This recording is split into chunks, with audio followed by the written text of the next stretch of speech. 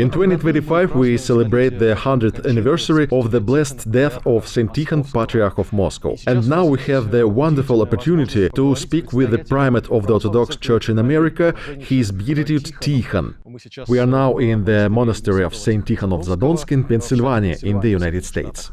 Your Beatitude, nice to meet you. It's a great honor for me to ask your question about Saint Tikhon legacy here in America. Thank you, it's my honor. First of all, when we are talking about Orthodoxy in the United States, first of all, we are talking about Alaska. What is the special place of Alaska in strengthening Orthodoxy in America, both during the time of Saint Tikhon and nowadays? Certainly. As many know, Alaska is the place where the missionaries from Russia first came and established Holy Orthodoxy in those lands. So on that level, the Diocese of Alaska certainly holds an important place in the life of the Orthodox Church in America as the mother diocese for our church. But Saint Tikhon, of course, himself had a strong interest in the Diocese of Alaska. He was very concerned to maintain the life, the churches that were built there through the prayers and efforts of many saints like Saint Herman and Saint Innocenti. But at the time that Saint Tikhon was here, of course, the Diocese of Alaska had expanded so that the mission in North America had spread to California and even further east. So Saint Tikhon's interest in Alaska was both to preserve the integrity of the life there, the unique life that continues to this day of the native people who have embraced the Russian Orthodox faith and have established really a unique indigenous orthodoxy in that land. And that was in many ways an image for what Saint Tikhon hoped to happen throughout the rest of North America. And so he carried that down to San Francisco first, and then later to New York when the see was moved to New York. But what was the reason to transfer the bishop throne from the western coast, where Alaska closer, where Fort Ross, where California, to the east of the United States? There were several reasons. Some of them were simply historical reasons that at that time, at the turn of the 20th century, there were waves of many immigrants that were coming from Eastern Europe, from Russia and other places to the East Coast. And there were many also Uniats, Byzantine Catholics, who were converting to the Orthodox faith. And so Saint Tikhon felt that it was important for the center of the see of the diocese to be located in New York, and which was, of course, a very important city culturally and historically in America. Why was it under Archbishop Tikhon that the first Orthodox bishop was ordained in America at that time? The first Orthodox seminary was opened. The first Orthodox monastery, so this monastery was established. Was it a coincidence or direct merits of Archbishop Tikhon? You know, I think it was certainly, Saint Tikhon was a man of great vision. He was a man of deep faith, and so he understood that the foundations of any local Orthodox church needed to be a strong monastic life, and to have a place where clergy, priests, and deacons, and bishops could be trained. So monasteries, seminaries, and founding of parishes, the local communities, all of these were his vision for the faith to really take root here in America and to grow in an organic way. And so he really tried to maintain the traditions of the Russian Orthodox Church that he was bringing with him, but planting them here to make them flower in a uniquely North American way. So, if I understand correct, he felt this moment of rising of Orthodoxy at that moment. Indeed, yes, yes. So, your Beatitude, Here in America, I listened a few times from brothers, sisters, and even from one of priests, the story that Archbishop Tikhon was invited to the White House for meet the President of the United States. And Archbishop Tikhon refused it because it was a condition. He had to be clothed not in clerical vestments, but in a tailcoat and top hat as a fashion of that time. Was it true or legend? And if it's a legend, that Saint Tikhon refused, was it in his character? I certainly think it was within his character. If you look at his entire life, he maintained always both a humble demeanor in his interpersonal relations with others, but also a very firm grasp of holy orthodoxy, and especially when he, of course, returned to Moscow to become elected as the Patriarch of the restored Patriarchate. There, both his humility were shown and revealed through his personal interactions, but also his strong stand on maintaining the truth of orthodoxy in the face of great persecution. And that same character was revealed here in North America. It was a different context, of course, but I think the character of both his humility and yet his firm grasp of the biblical, canonical, and scriptural traditions of our faith that he would share with whoever he would meet, even if it was the highest civil authorities in our land.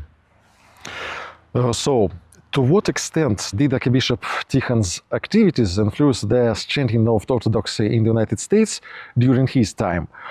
And what results of his labors does the Orthodox Church in America use nowadays? We talk a little bit about the monastery. I think there are many ways. Saint Tikhon had a great influence while he was here, as we mentioned, founding this holy monastery, which exists to this day and continues to flourish through his prayers, through his intercessions. He founded many parishes when he was here, but I think also beyond his time here, his influence remained for the immediate years after he left. But remains even today, especially in his vision for the unity of Orthodoxy in North America. He also, in addition to having a vision for the flowering of the faith here, he also had very specific ideas about the structure and the organization of the churches, which is why he, of course, worked very hard to establish bring bishops, elect bishops that could serve the national churches that were here, to maintain a sense of unity within at that time, the Russian church and the mission here, to have a single head, but also with a diversity of churches, of local national churches that would preserve their liturgical and linguistic character, but moving towards something of a united church, which is, a work that is still in progress. We have not quite reached that here in North America, the unity of all the various jurisdictions, but that was certainly a legacy of Saint Tikhon, and I believe that things have progressed much more because of his work and his influence.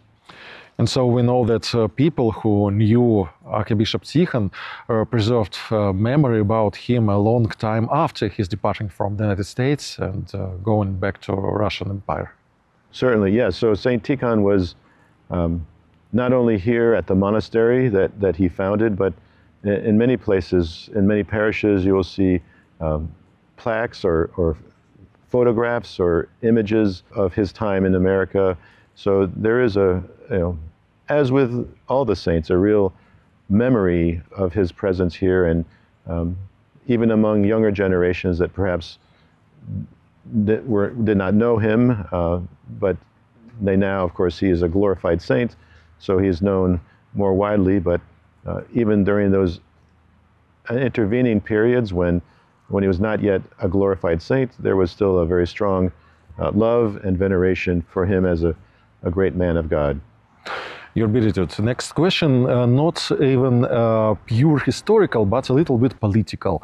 What do you think? How could Saint Tikhon's experience of serving in a secular republican state to influence the decision of the Holy Synod members to include his candidacy in the elections on the Patriarch after the fall of the monarchy in Russia? It's difficult to say, historically or at that moment at that time, what were some of the reasonings for inviting Patriarch Saint Tikhon to be a candidate or presenting him, but I'm not sure that it had much to do with the experience of the political situation here, but it certainly indirectly, I'm sure, it formed him in many ways, his time here. So perhaps that was one of the elements that made the Holy Synod consider him. But above all, I think it was his humility, his love of Christ, and his calmness. But other candidates hasn't such experience, so. Correct. Yes. So it certainly was not. It could not have been. It was certainly a factor, I'm sure, as part of the formation. Yes.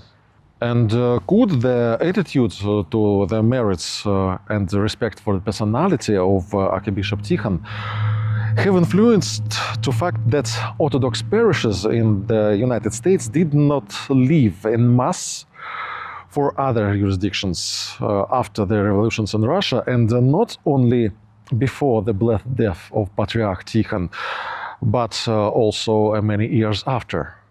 I think certainly, as I said before, the influence and the memory of Saint Tikhon, the impact that he had on the church here remained in many ways, and certainly was very influential in people's decisions to leave the church, to go to other jurisdictions or not.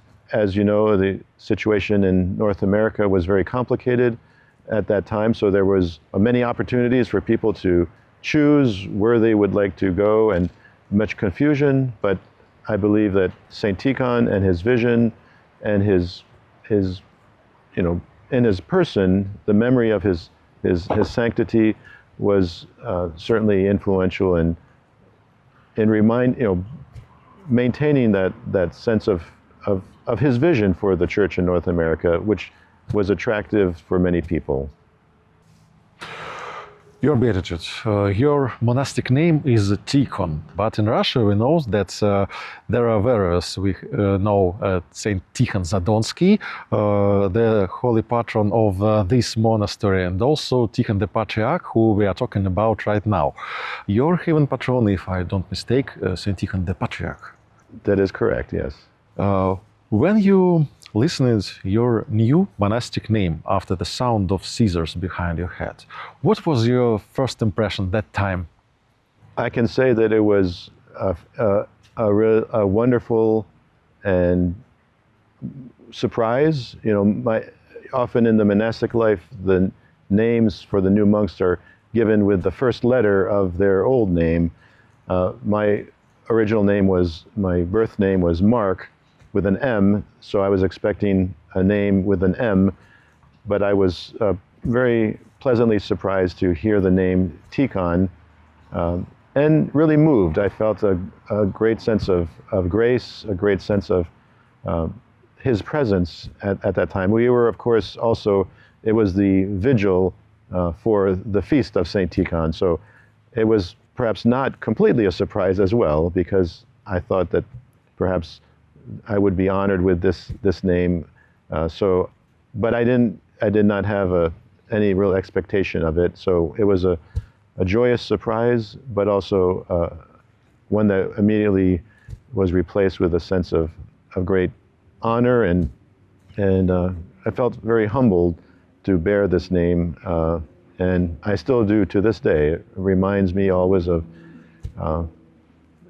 my high calling as now the Metropolitan and Primate of the Orthodox Church in America, but reminds me in that service that I remain and should strive to remain a humble monk which Saint Tikhon was in many ways throughout his life, even as he became the Patriarch. I know your beatitude before the pandemic visited Russia and some places where Saint Tikhon lived and served. What was more impressive for you? I think the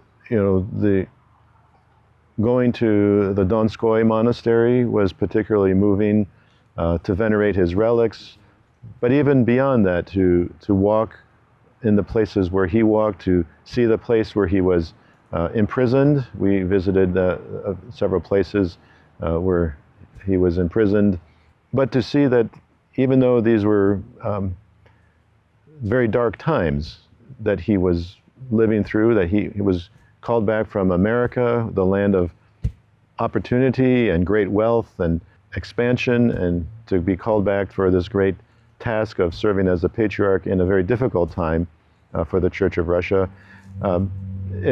It was very moving to see that exactly what he said at the end of his life. He said before he died, "Let my name perish, that the Church may live." And we see that indeed the Church lives in Russia and survived much persecution and very difficult times, but also his name as well. His name did not perish, but his sacrificial service remains as a great example for us. And I felt that very tangibly when I visited many places where he served, where he lived, but also where he, above all, gave his blessing to the Church at that time. Your beatitude, sorry for the next question. I ask it as I'm not a good Christian, I just try to learn to be. In some cases, in different cases, we go to church to pray different saints with different questions. And so what about Saint Tikhon, Patriarch of Moscow? In which cases praise for him makes the Lord's help closer? So you're asking about specific examples? Probably yes, about your own experience or experience of some parishioners who told about it to you. Certainly.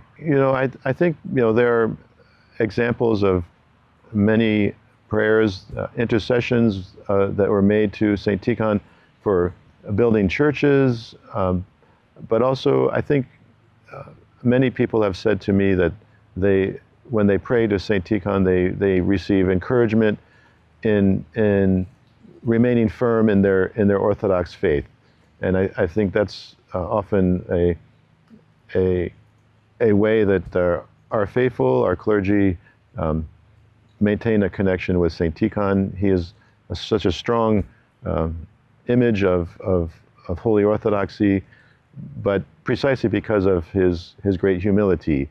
And so I think that I hear that many people pray to Saint Herman as a monastic for their needs and for strength in their life of prayer. But Saint Tikhon truly is one that people pray to for strengthening of their faith and for maintaining themselves firmly on the path of salvation. So, Your Beatitude, thank you for this opportunity to talk to you, to meet you in this holy place. Most blessed Master, please bless our spectators also. May the Lord bless all of you, and I ask you to keep all of us in the Church in North America in your holy prayers. Thank you so much. Let me remind you that we spoke with the Primate of the Orthodox Church in America. He is Beatitude Tikhon, Metropolitan of Washington, All America and Canada. Thank you for your attention. Храни вас Бог. Lord bless you.